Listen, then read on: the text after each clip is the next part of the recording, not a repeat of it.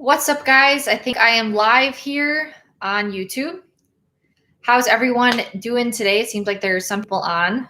Wanted to update you guys on our current situation, what we've been up to, some of the struggles that we've been dealing with, and yeah. So I think I'll just dive right in. We'll get some questions at the end, but just kind of wanted to give a little bit of an update of these last couple months. We've definitely been a little bit MIA relative to previous months, but there has just been so much going on, and we really have to set our priorities. And making YouTube videos should not be really high up on the priority list, especially when life is filled with a bunch of stressors. So the title of this live was We Moved Out of the Farmhouse. So I'm currently at the farmhouse right now, but I try to not spend more than like 15 minutes inside this house every single day. We moved out of the farmhouse Sarah moved out in January. I moved out in February because of a mold problem. So this farmhouse is 120 years old. And we started developing some health symptoms Sarah started kind of more in December. I started in January. And Sarah started looking into mold toxicity and kind of got interested in the subject. And a lot of our symptoms were aligning with mold toxicity syndrome and symptoms. And so, for example, we started getting like really itchy, burny feet. Like the bottom of our feet would really itch and burn in the middle of the night, which is weird, right? But it makes sense because a lot of your body's like detoxing during the middle of the night. And so that was leading to like some insomnia and other things. So that was like the first symptom that kind of popped up. And Sarah recognized it right away, and she moved to our parents' house that's about 20 minutes away. And then I followed soon after, and we got the test results back from an ERMI, E-R-M-I, is a like mold test that you can do on your house that tests what type of mold you have in your house. And we had like severely high levels for some types of mold. So we'll have to film a video sometime in the future about like which mold types and more about that test. But basically the ERMI test confirmed you have a lot of mold in your house. I shouldn't be standing in here right now, but I have to come and check on the chickens. And then we also got some tests done for testing mold inside of our bodies. And so that's called a mycotoxin and an oats test. And so we got those results back a few weeks ago. We're working with PJ Harlow Wellness, and she kind of really helped us walk through this whole process and helped us go through those test results because they were a little overwhelming. But Sarah has really high mycotoxin levels inside of her. And then I have a lot of mold buildup. So specifically like fusarium mold. And so there's just a lot of like random stressors that came in. Someone's questioning whether or not we really want to start this farm. So we moved in early last October and then moved out early this year. We still obviously have the house. It's just we're trying to spend the least amount of time in here as possible because of the high mold levels. And so thankfully our parents have a house that's like 20 minutes away. And so we're staying there right now. And we got a like mold inspection company called Yes We Inspect. They came about a week and a half ago, and their job is to find like the root source of where all this mold issue is stemming from. And so they took a bunch of tests. And so we should be getting those results back in the next couple of weeks, and they will develop like a remediation plan. So how we can actually remediate this house to make it safe to live in. So that's been like a huge stress recently, and feeling like you don't really have like a home or your bed. It's been a big change relative to where we were at the end of last year. We were on this like high, like we just moved into this farmhouse, time to start the farm. And then like, bam, you guys got to put the brakes on some things. So it's definitely made us realize that starting the farm is going to be a long process, and that's okay. We are here for the long road. It's just some things have been popping up, but still have the chickens here and have to come take care of them every day. I enjoy doing that. If you're not following us on Instagram, I kind of give a daily update on the chickens. I feed them food scraps every single day. Today they ate some yogurt. And so we're at about 12 chickens right now. And then if you guys saw our previous YouTube video, we built the larger chicken coop. So that should be up and running sometime in the next couple of months. But yeah, we've also had some family health issues with our dad. He's doing well, but that's been a little bit of a stressor as well. Going to help him implement some lifestyle and dietary changes. Time to make Papa strong, really healthy and fit. So that will be something that we're working towards.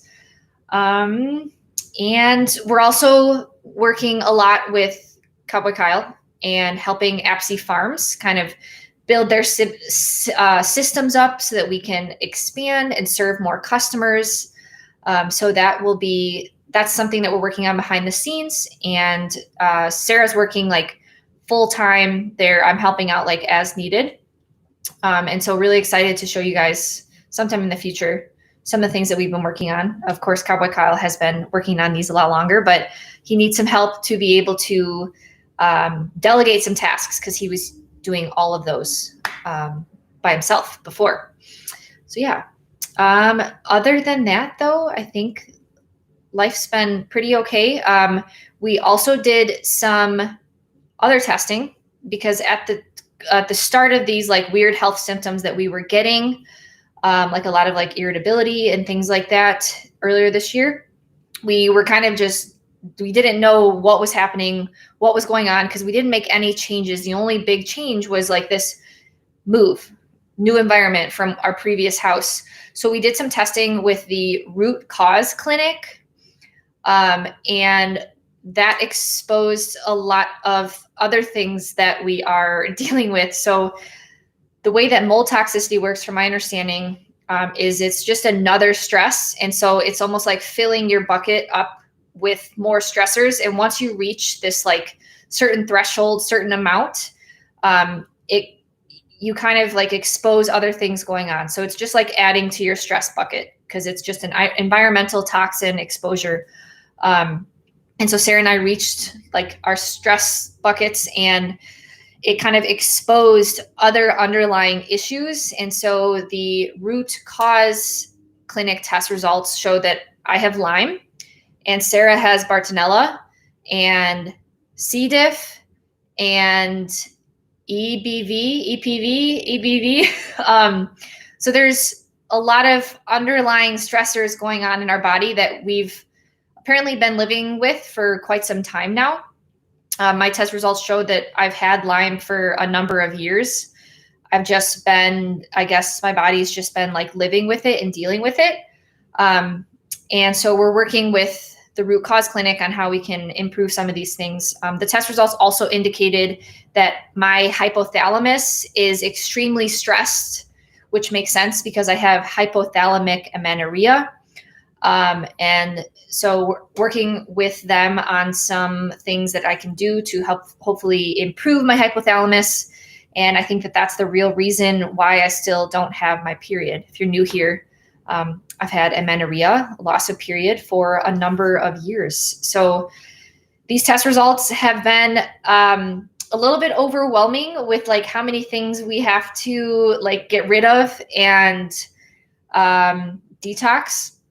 But thankfully, Sarah and I have each other, can like talk and vent about these things. And it's been a little bit overwhelming, like figuring out protocols and figuring out like exactly what we're going to do to fix them.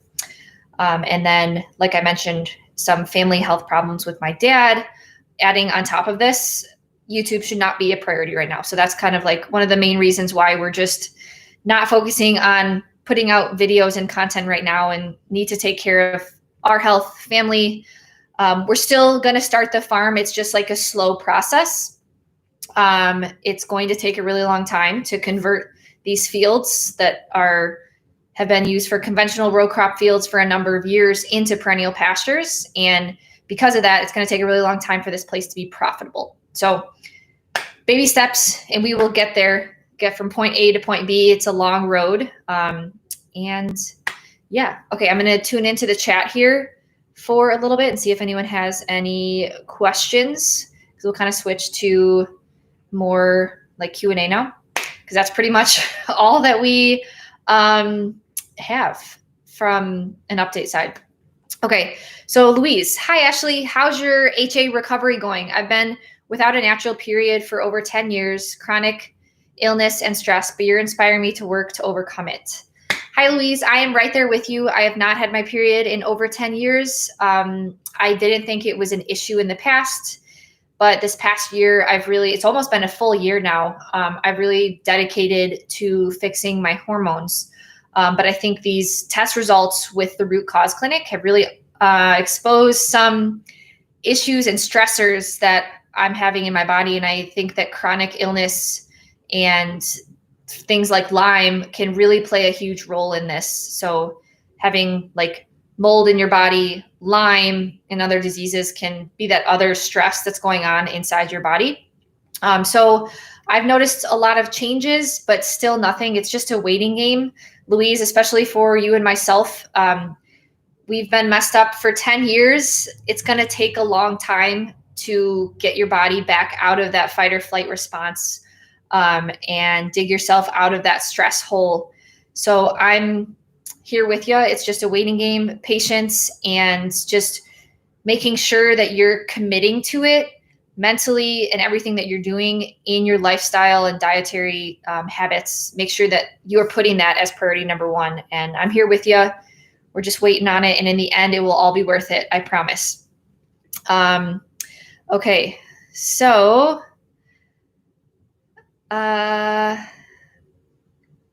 someone said, can you have the previous owners legally be responsible for the remediation and other issues that were not disclosed that can be a health hazard? So unfortunately, no.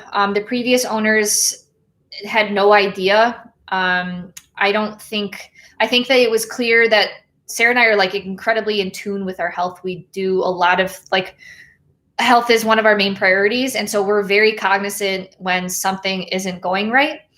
And I honestly think that a lot of people are dealing with mold exposure in their house, but they have no idea. And it's lumped in with other symptoms that they experienced from something else. And so I don't think the previous owner knew. I've talked to him. We are working with our insurance agent as to whether this can be covered. And there's some hope there. I'm not going to jinx it though. We are working with him as often as we can, but we'll have an update on whether or not insurance is going to cover the remediation after we get the remediation plan. So there will just be a lot of updates in a few weeks once we get the remediation plan and hear back from the insurance agent as to what we can financially afford to remediate this place and whether or not insurance covers some of it. Can we super chat? Sure. I kind of forgot how you do that, but sure. Yes. And someone, hypercaloric previous owners, take all the time you need. Love watching your journey. Keep smiling. Oh, thank you. Okay. So someone said, how are the 2 ducks? So we have had a large change in our flock these last few months. So you guys saw the YouTube video where we, Senor is no more. So Senor was one of our roosters and he was getting really, really aggressive. We had a really bad rooster to hen ratio. We had way too many roosters for our flock. And then we got more hens because we needed to balance out that problem. But a lot of those hens ended up being roosters. So then we got more roosters. So we had a lot of rooster stews, but we now have 2 roosters. We had 3 roosters and 10 hens, and that was still too much. So we exchanged with our mom one of our roosters for 2 ducks. I thought those 2 ducks were female ducks, and I was like, oh, okay, duck eggs. But the ducks ended up being male ducks. So now we just have 2 male ducks chilling with our chicken flock. So they really don't have a point that much, but yeah. So the ducks are chilling with the flock. They don't really mingle that much. The ducks kind of do their own thing, but they're doing okay. Thanks for asking.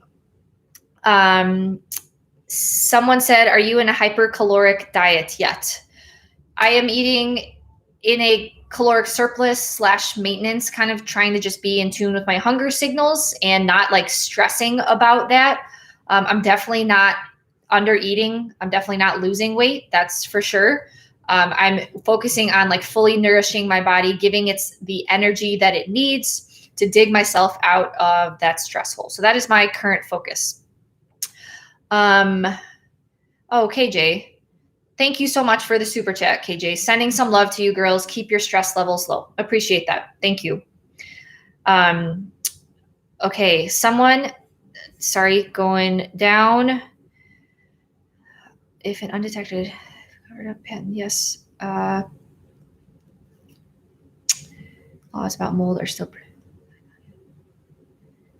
So Kelly said the science on mold and its effects in health is still so new. Things are slowly changing though. Yeah, there's a lot of people who don't believe that it's a thing. However, like our oats and mycotoxin tests like demonstrate that we have it inside of us. And also our ERMI test shows that it's in our house. But yeah, it's definitely hard sometimes to deal because a lot of people don't believe that it's a real thing. Some insurance agents. So that's one of the things we've been trying to do is talk with the insurance agents about the health consequences of this type of thing so they can better understand the problem. Stephanie said, just curious if you have ever used castor oil packs for detox. Not sure how you feel about castor oil packs. I love castor oil packs. I do not do them enough. That's something that I need to incorporate into my routine a lot. We will be posting about it more on Instagram here shortly. Castor oil packs can help you like detox, for example, excess iron in your liver. And I think that for someone who has amenorrhea, I think that castor oil packs are going to be a great option for you. It's really easy to do as well. So I love castor oil packs. I have on my to-do list today, sit with castor oil pack. So after this live, I'm going to go back to my parents' house and do a castor oil pack while I do some reading. So I'm going to try to make that like an 3 to 4 times a week thing. Someone said, when do you think that I'll be able to order my first ribeye steak from you? Looking forward to buying your meat. That's great. We are still moving forward with the farm. We are working on how to ship eggs right now. And getting that figured out and then scaling up our egg operation. And then we're doing some seeding here in like early May. And then once the grasses establish and get to a long enough length, we don't want them to reach germination yet. So once the grass is established, we're going to get our flock of lamb out there. And we have like lamb reserved from a farm that we're actually going to be making a YouTube video about here in the next couple of weeks when we go visit him. So stay tuned for that. His name is Isaac. And so we'll have lamb in August or so ish, and then probably meat available the following spring. So that would be spring 2022, which is exciting. But hopefully eggs here relatively soon. We'll keep you guys updated. I appreciate you asking that. So someone said Taylor Keto Health on Instagram had chronic C. diff and got better with carnivore. So Sarah and myself, we were carnivore for over a year, and I think that it did help with some symptoms. However, it clearly didn't cure C. diff, didn't cure Lyme, it didn't cure Bartonella. I think it kind of like masked a lot of the symptoms. So I think that there are other ways to cure it as well. And that's kind of the path that we're deciding to take right now, obviously with an animal-based meat-heavy diet. But we're trying to balance all of our goals with like healing from these things. And then also my amenorrhea and hormones and things like that. That's just our personal opinion.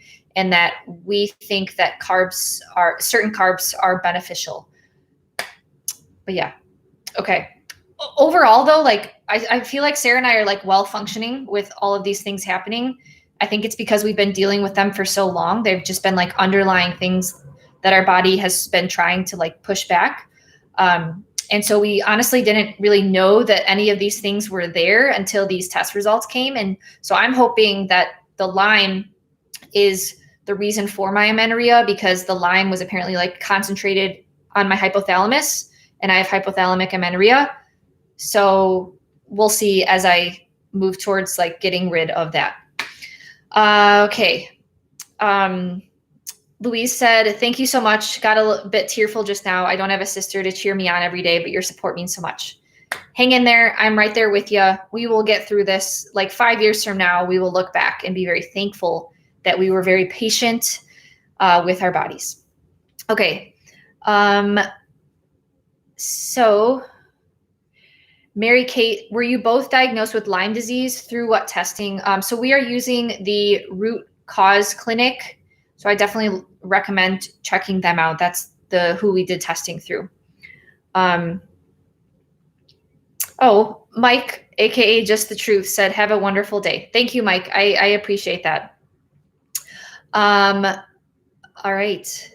And then Stephanie asked about, have you thought about supplementing with iodine? I'm trying it now. The Root Cause actually does have me on a small iodine supplement. And then I also consume a lot of eggs, which is a great source of iodine.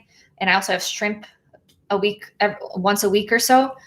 So I would be careful with iodine, not overdoing it, but I think that it can be beneficial in some situations, especially potentially people with hormonal imbalances. Okay, so someone said, Mike said, do you plan to take the standard thing for Lyme, which is antibiotics? We're choosing not to take that path. We're choosing more of like the herbal root things, and Root Cause honestly has us on like a really great protocol that we'll share more about in the future, but I kind of want to make sure that it like works first, you know? Honestly, growing up, Sarah and I took a lot of antibiotics. Like as children, we were on a lot of antibiotics, like common cold, antibiotic. And then it got to the point where like Z-Pak didn't even like work for me. And so I was a child that used a lot of antibiotics growing up. And I think that there's well-documented research out there showing that that can have a negative impact on your microbiome and your gut health. And then living in like a suburbia, south side of Chicago, very sterile environments, never exposed to like good soil and things like that growing up. I definitely think that that can have a negative impact on your body's ability to like fight off things. So that's an avenue that I'm kind of diving into right now in my free time and reading into that connection. I really think that a child's exposure to these beneficial bacteria in the soil growing up as a young child, as they're building their microbiome, is so important and really helps you establish a strong immune system, a strong gut. And I certainly did not have that growing up. And instead I had a lot of antibiotics. And so that's a fun little path that I'm kind of exploring with right now. So someone said, are you planning on incorporating an herbal protocol for the Lyme-Bartonella? Yeah, it's definitely more of like an herbal approach with the Root Cause Clinic. And again, we'll share about that more. I just want to I'm excited to document all of this and share of this once we're on the other side. It's just a little bit overwhelming being in this position right now because I didn't even know it was happening. And then also just like all the different things, there's different protocols for each one. And so it's just a little bit overwhelming. And we're in no way like experts about curing Lyme and Bartonella. But I'm excited to be on the other side of it and document like what we did to get rid of it. Cause I am 100% confident that we will be able to. Sarah and I are like very committed to our health. And I think that we are going to do everything that we can to hopefully get past this. Okay. I just found out that Gates would release on the block. So someone said that my understanding is that the current logic is that antibiotics are only helpful when the Lyme infection is new. And I've had Lyme apparently for like a long time. So that's interesting. I did not know that. MC2. Okay, so then Stephanie said, if one has a coconut oil sensitivity, might you suggest MCT oil? I know coconut oil has many good antifungal properties. Yeah, I would say, so if you guys follow us on Instagram, you'll know that we commonly consume ray peat carrot salad to help with estrogen and endotoxin, like detox from the gut and things like that. And so it's a like shredded raw carrots, like, so if this is your carrot, okay, the long carrot, you like shred it along the carrot. So that way you're maximizing the surface area of those carrot fibers. And then it's with a little bit of coconut oil, apple cider vinegar, and salt. And so like the carrot fiber is like the scrub brush. And then the coconut oil and the apple cider vinegar is like the soap almost that's like going through and like cleaning. So the carrot fibers are able to like last through your digestive system. And then the apple cider vinegar and the coconut oil have like these antimicrobial properties to help with that. And so if you have coconut oil sensitivity, I would say that MCT oil would have similar effect. I do know that some people also use like olive oil for their ray peat carrot salad. They do apple cider vinegar and olive oil. So I'd experiment with some other fat sources. I would say that MCT oil would potentially help. How to find out? So someone said, would you post more on how to find out what type of a remaining infection, such as brain, and treating it naturally? That is out of my knowledge base. We're honestly letting the root cause protocol kind of do a lot of these things. We're just overwhelmed with everything else that's happening in our life that like we're just putting trust in them right now, in this protocol. And so I definitely check them out. We will do a YouTube video with like their approach. It's not necessarily that conventional, not necessarily mainstream. We'll do a YouTube video with them in the future if this all ends up working out. Okay. Someone said, no wonder y'all felt better on carnivore since it took your inflammation away but didn't cure the problem. Yeah, that's a very interesting and controversial statement in the carnivore community. I think that it got rid of a lot of inflammation, and like, for example, my autoimmune markers went completely away.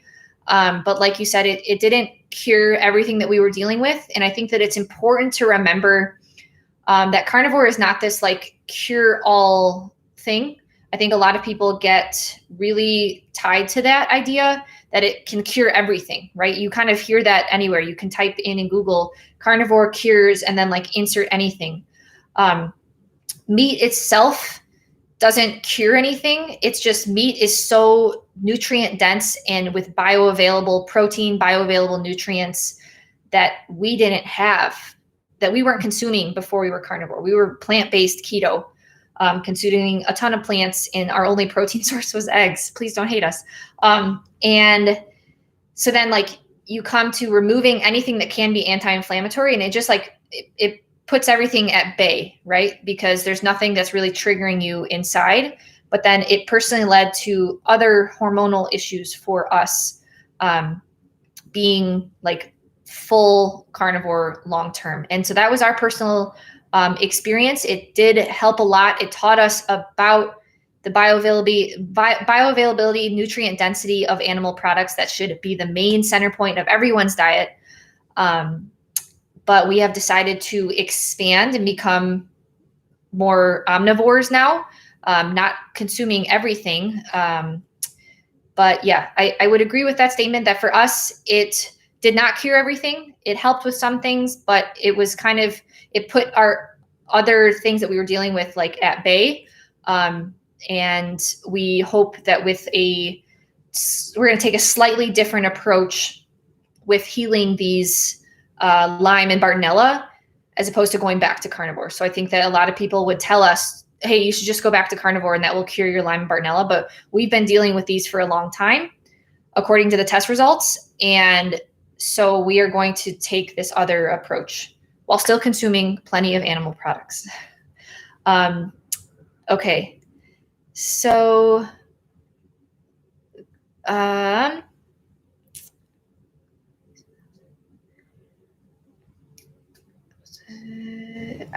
Someone said, I guess I missed it. Why did you guys move out? So we moved into the farmhouse to start the farm last October. Had a few great months. And then in January of this year, Sarah started noticing like some negative symptoms. Like, for example, it started with like itching and burning feet and some like insomnia. And then I noticed the symptoms a few weeks later. And ultimately, the best thing that one can do when they have mold in their home is to remove themselves from the situation. Do as I say, not as I do, as I'm standing in the moldy house right now. But yeah, that was the main reason, is the mold. And then we did a bunch of testing to confirm that the house is high in mold. And then we also have a lot of mold inside of us as well. Kelly said, carnivore is a great, quote, stop the bleeding protocol. And like you said, so nutrient dense, but it doesn't mean it solves everything. Yeah, I think that that's a really important thing to keep in mind, since it's kind of just like blasted everywhere as like a cure all thing.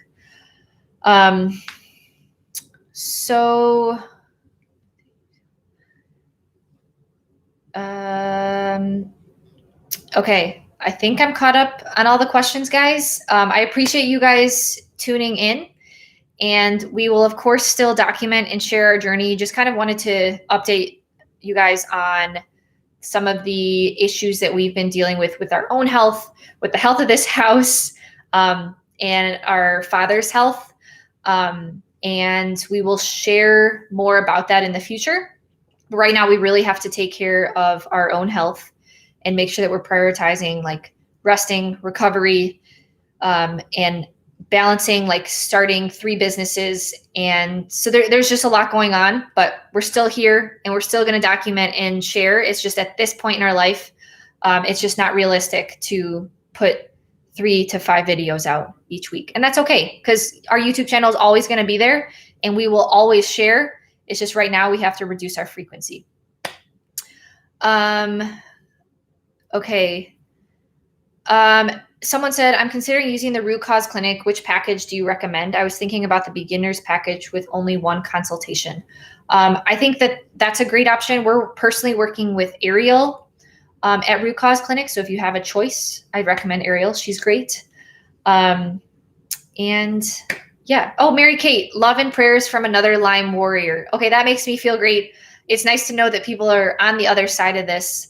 I'm hoping that with some of the root cause clinics, like targeted therapy for like my hypothalamus, that I can get my period back, and 2, get rid of Lyme. So we have this, one more thing before we have like this protocol for our like Lyme and Bartonella and that stuff. And then we also have a protocol for getting rid of mold. And so it's like kind of 2 different things. The mold, getting rid of mold from our body involves like sauna, using like binders, like carboxyl. I don't know if anyone has taken that. It's like this black powder that you put in liquid. And so we drink that before the sauna, and it helps like binds to toxins. It tastes horrible. And so we're doing sauna 3 times a week. And so doing these like 2 different protocols to hopefully get rid of these things. So we will get out of this on the other side. And like I said, we're honestly doing really great. We're just searching for optimal health and excited to share the journey and also being on the other side. Okay. Oh, someone said Justin Rhodes battles with Lyme. I did not know that. That is interesting to hear. I don't know enough about like what symptoms I should look out for with Lyme.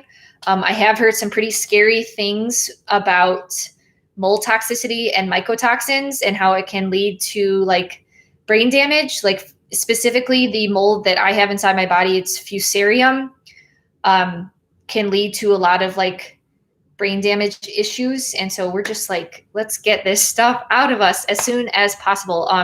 Really blessed that Sarah like took charge and lead with this and said, we have to get the mold tested in this house because I am noticing these symptoms. And if it wasn't for Sarah, I don't think we would have been doing any of these testings.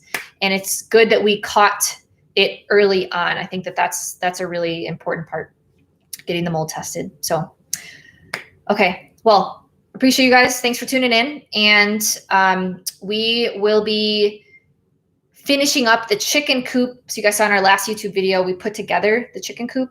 We'll be doing like the aesthetics this next weekend with like the door and the watering system and things like that. So we'll definitely film like MTV Cribs chicken coop style edition here shortly once we finish up all of the details of the chicken coop. But yeah, okay. Well, thank you guys for tuning in. And until next time, you guys know you should be behaving like an angel. Okay. Bye, guys.